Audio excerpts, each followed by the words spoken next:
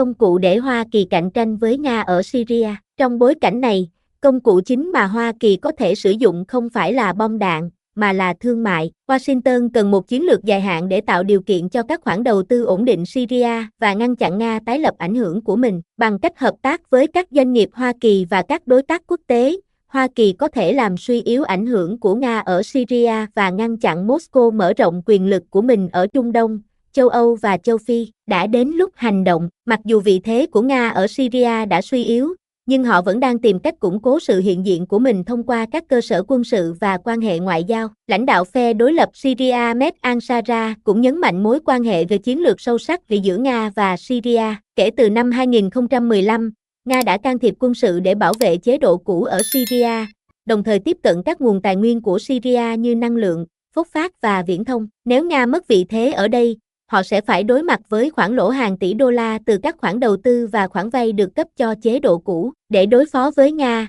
Hoa Kỳ cần bắt đầu bằng các lệnh trừng phạt. Chính quyền Washington đã áp dụng một mạng lưới cấm vận chặt chẽ đối với Syria. Hiện tại, mặc dù việc dỡ bỏ hoàn toàn các lệnh trừng phạt này sẽ mất nhiều năm, nhưng các cuộc thảo luận đang được tiến hành về các miễn trừ và giấy phép đầu tư. Vào ngày 6 tháng 1, Bộ Tài chính Hoa Kỳ đã nới lỏng một số lệnh trừng phạt để hỗ trợ phát triển kinh tế và đầu tư nước ngoài vào Syria. Hoa Kỳ cần theo dõi các bước này để đảm bảo rằng Nga không thể lợi dụng chúng để tiếp tục can thiệp và gây ảnh hưởng đến Damascus. Hoa Kỳ cũng cần thực hiện các hành động chủ động vượt ra ngoài phạm vi trừng phạt. Washington có thể hợp tác với Ukraine và các đối tác khác để giúp tái thiết Syria. Tổng thống Ukraine Volodymyr Zelensky đã bày tỏ mong muốn tham gia nỗ lực này. Việc giúp Ukraine cung cấp lúa mì, vốn trước đây thuộc về Nga, sẽ giúp Hoa Kỳ lấp đầy khoảng trống trong chuỗi cung ứng của Syria và mở rộng sang các lĩnh vực kinh tế khác như viễn thông. Một lĩnh vực khác mà Hoa Kỳ có thể thực hiện là thông qua một chiến dịch truyền thông để cải thiện hình ảnh của mình và thừa nhận vai trò của mình tại Syria.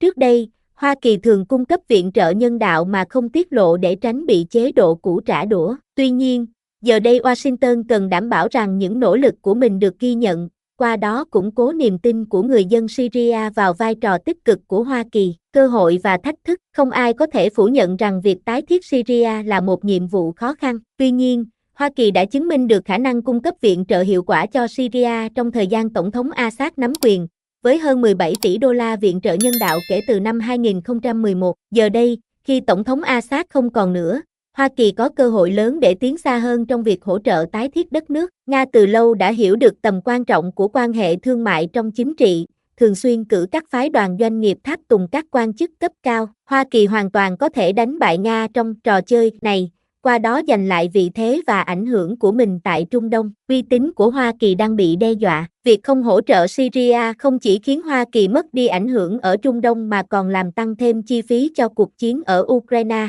Hoa Kỳ hiện có cơ hội giúp Syria xây dựng một tương lai ổn định hơn, qua đó khẳng định lại vai trò của mình là cường quốc kinh tế hàng đầu thế giới và là nhân tố không thể thiếu trong việc định hình trật tự toàn cầu mới.